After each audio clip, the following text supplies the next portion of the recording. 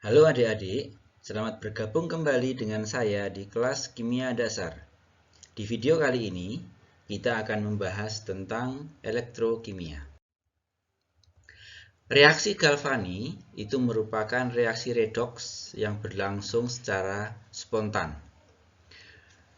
Energi yang dilepaskan sebagai panas itu apabila tidak ada hambatan. Reaksi Galvani apabila kita tutup dengan wadah yang sesuai, ini bisa kita manfaatkan sebagai.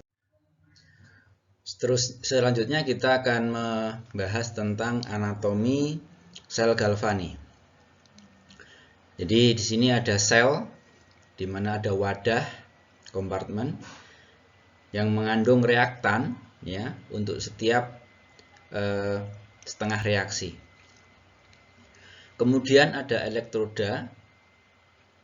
Ini untuk di sini elektrodanya ada anoda dan katoda, bermuatan negatif anoda dan bermuatan positif katoda.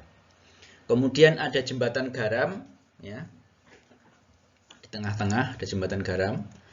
Kemudian terakhir ada larutan elektrolit atau supporting elektrolit. Nah, di sini ada AgNO3 dan di sini ada CuNO3. Pada sel elektrokimia, ya, untuk semua sel katoda dan anoda ya di sini ya, elektron dari katoda ke anoda. Jadi kita bisa lihat di sini elektron itu transfer dari katoda ke anoda. Katoda itu adalah setengah sel terjadi reaksi reduksi, dan di anoda itu setengah sel terjadi reaksi oksidasi. Kemudian untuk mencegah bertumpukannya muatan, maka jembatan garam itu memungkinkan ion itu bergerak di antara dua sel. Kemudian ada contoh soal ya. Ke kompartemen mana elektron akan mengalir dalam sel elektrokimia? Ya. Nah, ini jawabannya adalah ke arah katoda. Lanjut, melalui komponen sel manakah ion tidak akan mengalir? Ya. Nah, ini jawabannya adalah pada elektroda. Nah, sekarang kita akan membahas tentang notasi sel standar. Nah, di sini kita perlihatkan ya, ada Cu, S, Cu2+, Ag, Ag+, Ag, Ags. Nah, ini kita tunjukkan di sini ada Cu padatan garis tegak lurus. Kemudian Cu2+ ini liquid ya. Kemudian dua garis Ag+, Ag ini menunjukkan bahwa ini adalah padatan. Ini pada katode di anoda ya. Di anoda ini ada Cu logam. Kemudian dalam larutannya itu adalah Cu2+. Kemudian pada katoda, di elektrodanya katoda itu adalah Ag+, Ag, kemudian di larutannya adalah Ag+. Di anoda dan katoda dipisahkan oleh jembatan garam yang disimbolkan oleh dua garis lurus ini. Kemudian antara Cu0 dan Cu2+ ini juga dipisahkan oleh satu garis. Ya. Ini juga Ag+ dengan Ag ini juga dipisahkan dengan garis. Nah, sekarang kita akan coba reaksi ini. CrO3 tambah dengan MnO2 menjadi MnO4-, Cr3+. Coba setimbangkan, kemudian identifikasi mana katoda dan mana anodanya. Nah, pertama kita tuliskan dulu reaksinya. Separuh reaksi CrO3 32O 3 elektron, Cr3+, 6OH-. Kemudian yang berikutnya MnO2 4OH-, MnO4- dan 2H2O 3 elektron. Ini kalau kita gabungkan, coret yang tidak perlu ya, OH- menjadi 2, H2O-nya dan seterusnya kita coret yang tidak perlu, maka akan dapat reaksi akhirnya seperti ini ya, sama dengan yang di atas. Nah, katodanya adalah CrO3. Ya, kemudian anodanya adalah MnO2. Kemudian dengan soal yang sama, peroksida tambah CO2 ya, H2C2O4 dan O2. Nah, ini kita pisahkan dulu reaksinya, setengah reaksi.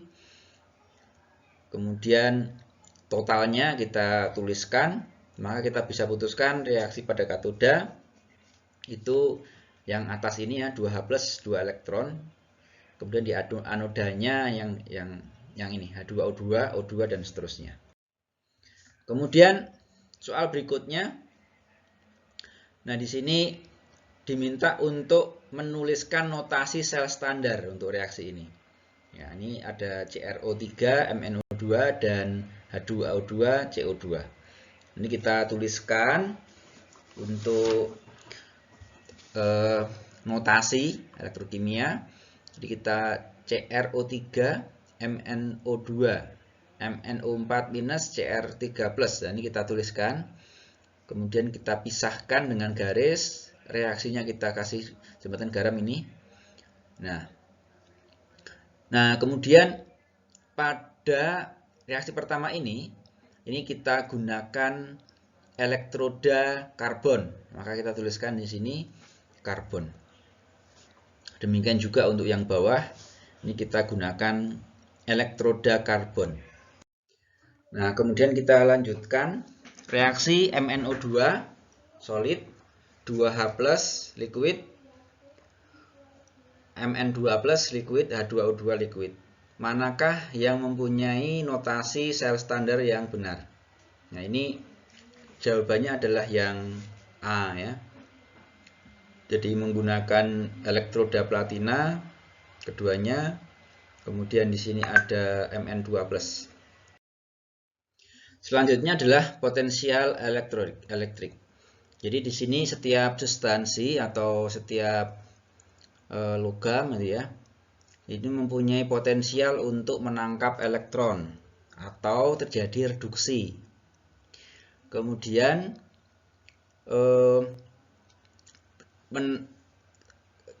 kemudahan untuk menangkap elektron secara relatif itu kita sebut dengan potensial reduksi atau kita simbolkan dengan E reduksi.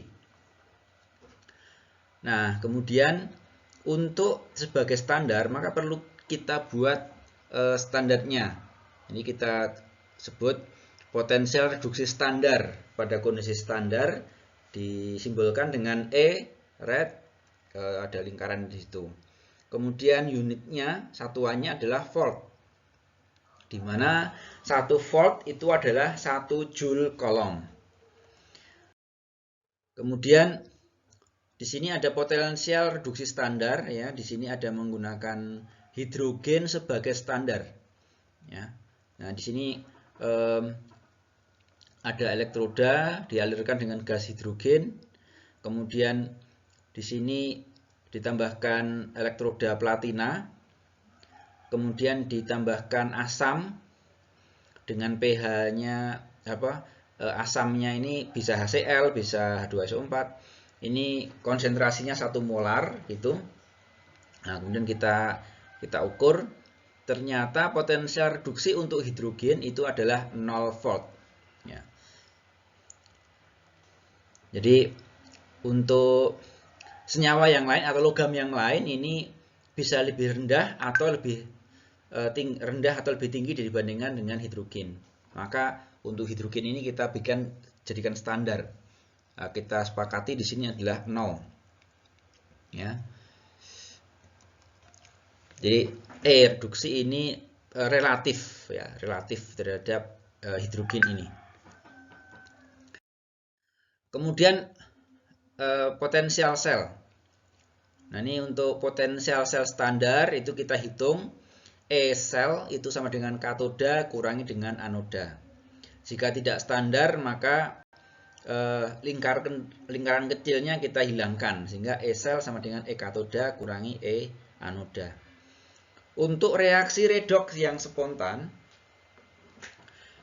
bagian katoda pada suatu reaksi ini mempunyai potensial reduksi yang lebih tinggi daripada anoda. Jadi kita tuliskan E katoda lebih tinggi daripada E anoda.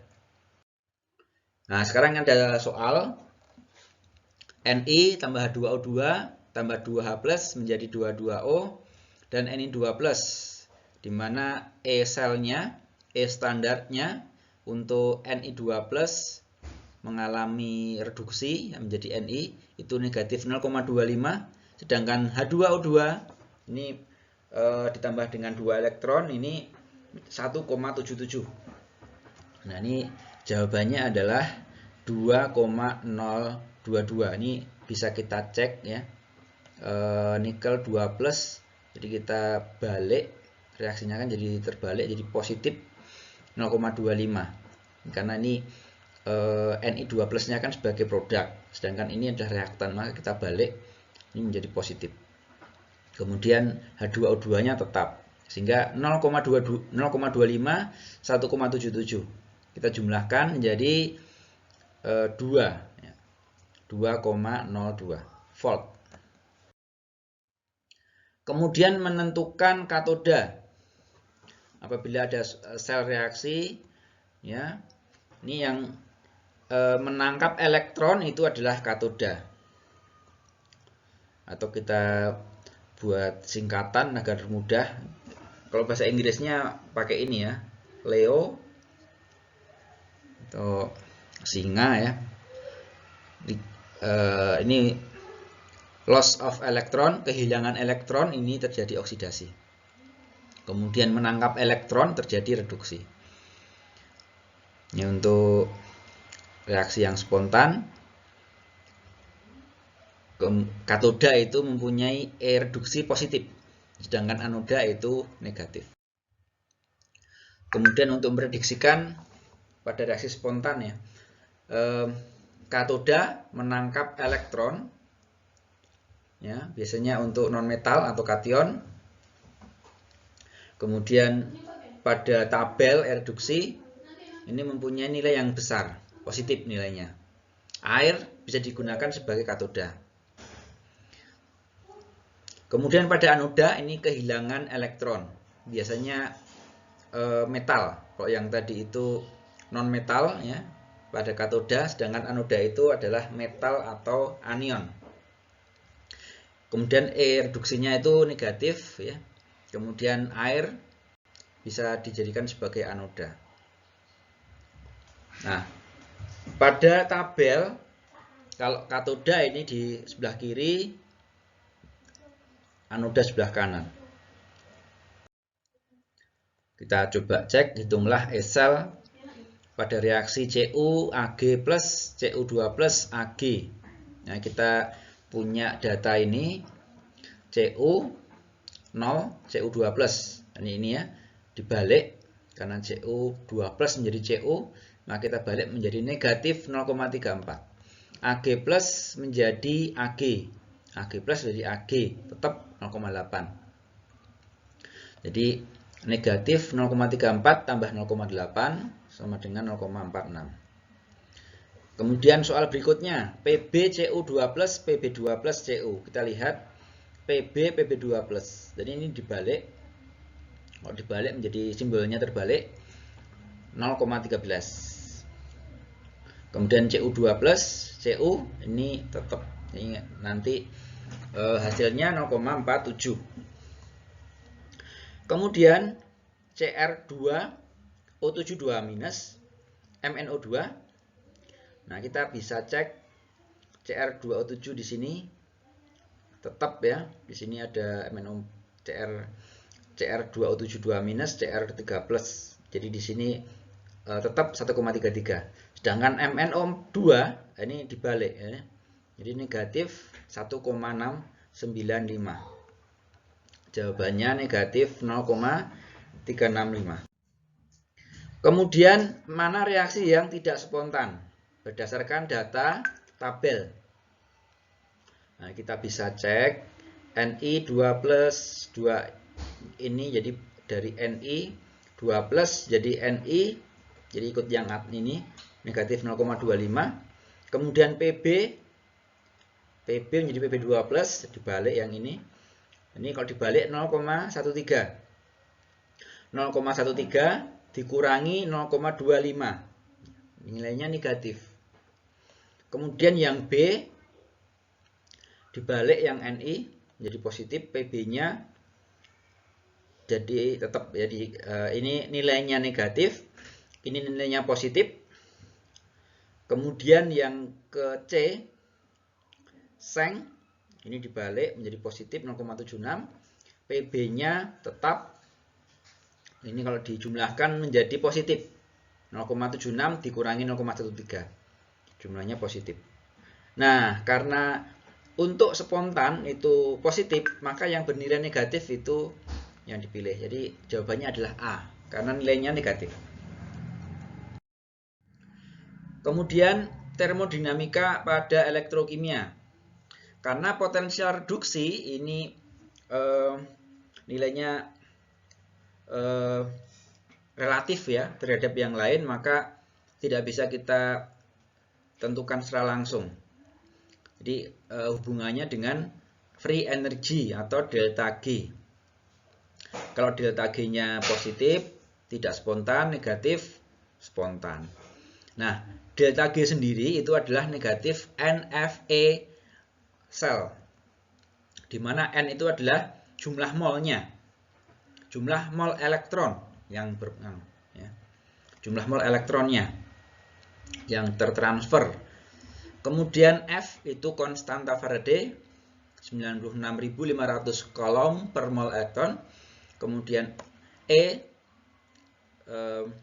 adalah potensial energinya. Sehingga kita bisa coba soal ini CuAg plus Cu2 plus Ag. Nah, ini kita tuliskan elektron yang terlibat itu ada 2 elektron. Jadi ada 2 mol. 2 kalikan konstanta kalikan E. E-nya untuk reaksi ini Cu menjadi Cu2 plus, maka negatif 0,34. Kemudian Ag-nya ini tetap jadi negatif atau 0,8 kurangi 3,4 menjadi 0,46. Nah, tinggal dikalikan, hasilnya negatif 88,8. Nah, ini spontan. Ini dengan cara yang sama didapatkan negatif 90. Berikutnya didapatkan 211, ini positif. Nah, ini tidak spontan. Kemudian delta G-nya 65 kJ. Berapakah nilai E sel pada reaksi Cu2 plus Hg? Nah, ini negatif 0,338. Kemudian hubungan E0 dengan konstanta kesetimbangan atau K. Ini kita tuliskan delta G sama dengan negatif NFE, delta G sama dengan negatif RT ln K. Sehingga kita simpulkan K itu sama dengan E pangkat NFE standar dibagi dengan RT. Ya, kita bisa tentukan konstanta kesetimbangan ini apabila diketahui temperatur, jumlah mol elektron yang terlibat, dan potensialnya. Contoh ini berapakah nilai K?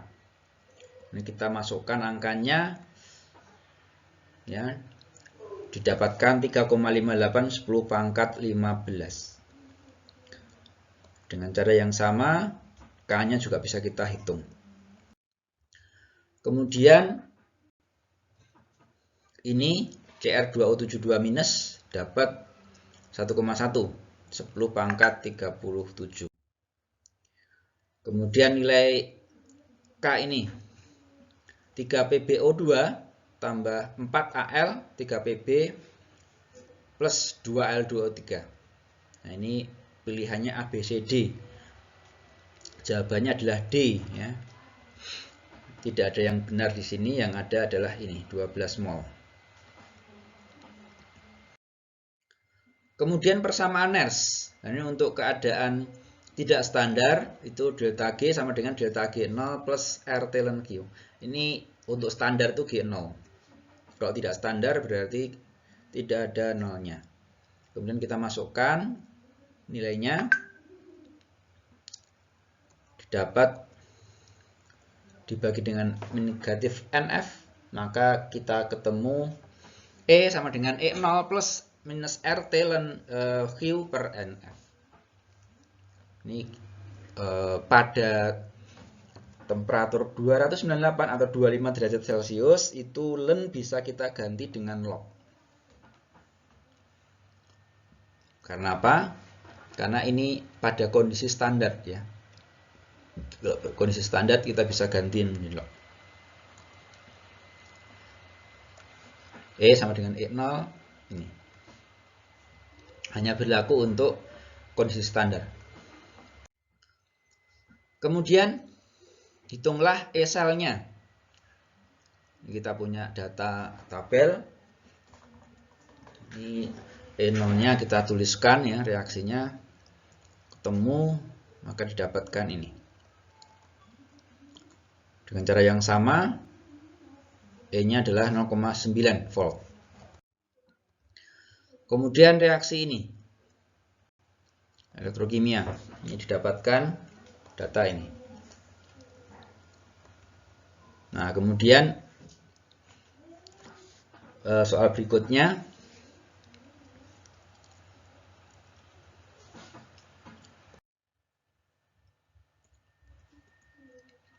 CR3+, Ni2+, Ni.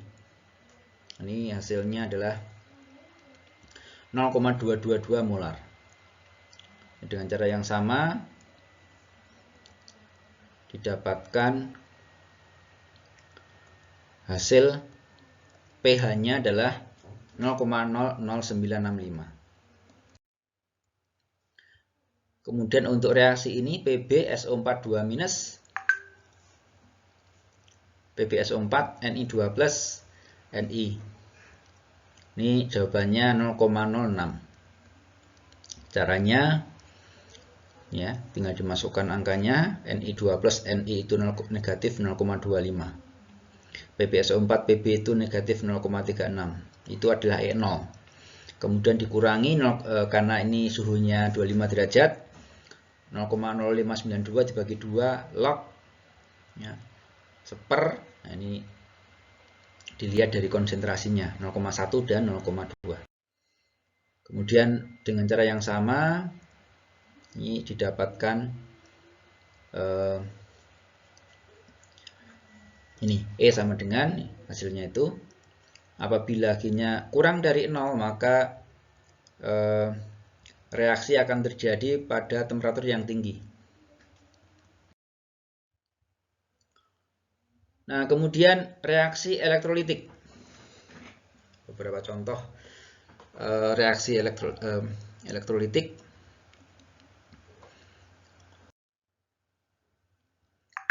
Ini perbedaan antara sel elektrolitik dengan sel galvani. Kalau sel elektrolitik itu katodanya negatif mengalami reduksi, anodanya positif mengalami oksidasi. Sedangkan pada sel galvani, katoda itu bermuatan positif mengalami reduksi, anoda itu negatif mengalami oksidasi. Jadi katoda tetap reduksi, anoda tetap oksidasi. Bedanya pada galvani, katoda bermuatan positif, sedangkan pada sel elektrolitik itu bermuatan negatif. Pada sel galvani spontan, biasanya untuk baterai, kemudian sel elektrolitik itu tidak spontan, membutuhkan baterai. Pada elektrolisis larutan K2SO4, ini menghasilkan gas H2 dan O2. Tidak seperti yang diprediksikan menghasilkan padatan atau endapan K dan S2O8 2-. Mengapa? Gitu ya. Nah, ini di sini ada K SO4 2- di dalamnya, kemudian di kasih elektroda, katoda anoda, kemudian dihubungkan dengan aki atau baterai. Nah, ternyata reaksi yang terjadi itu 2O 2 elektron, H2 2OH- dan 22O O2 4H+ 4 elektron. Tidak yang atas K+ tambah elektron jadi K, tetapi yang bawah ini terjadi persaingan, yang menang yang bawah ini. Kemudian prediksikan produk dari reaksi berikut ini. Jadi larutannya NaCl, maka produksinya adalah H2O2. Kemudian lelehan NaCl itu produksinya Cl2 dan Na. Kemudian larutan HCl itu hasilnya H2 dan O2. Nah, kemudian pada elektroda ini kita masukkan ke dalam larutan yang mengandung K+, NO3-, H2O dan Cl2, manakah yang katoda? Nah, ini kita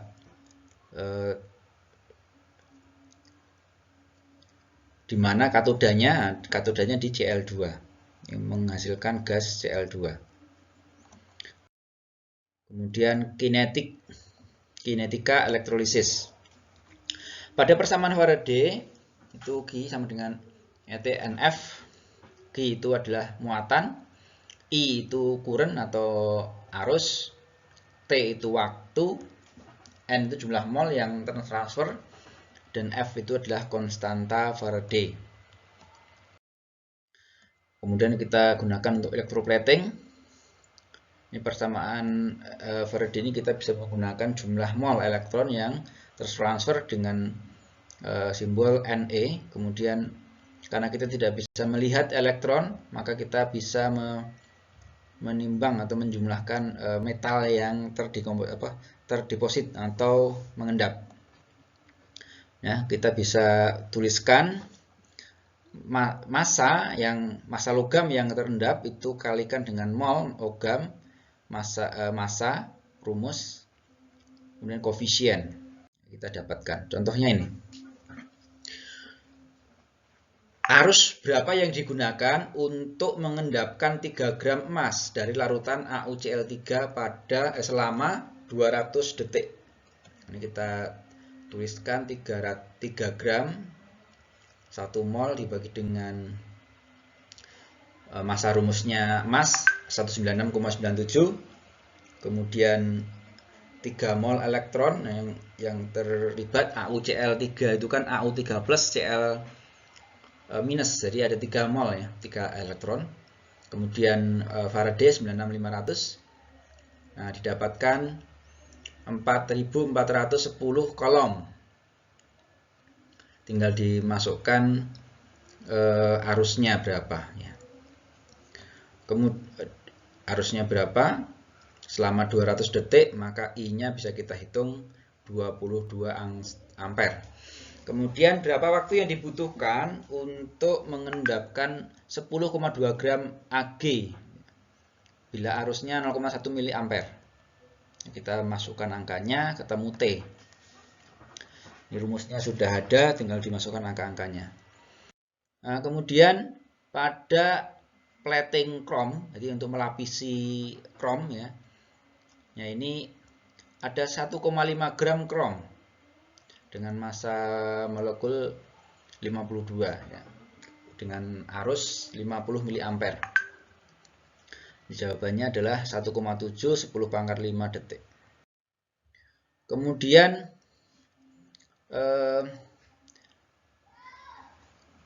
ada yang disebut dengan sel primer baterai ya, ada yang sekunder. Kalau yang primer itu tidak bisa dicas ulang. Contohnya adalah alkalin dry cell pada baterai misalnya mobil-mobilan atau yang kita beli baterai ini ya, itu alkalin itu tidak bisa dicas ulang. Ini namanya sel primer. Sedangkan untuk yang sel sekunder ini bisa dicas ulang. Contohnya aki, ya di sini menggunakan aki. Sifat-sifat yang penting pada baterai. Yang pertama adalah kerapatan energi, yaitu rasio energi yang mungkin yang tersimpan dibandingkan dengan volume baterai.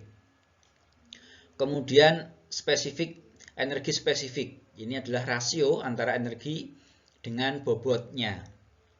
Ini kalau densitas energi itu energinya dibagi dengan volume baterai, sedangkan energi spesifik energi dibagi dengan. Ini contohnya pada baterai lithium.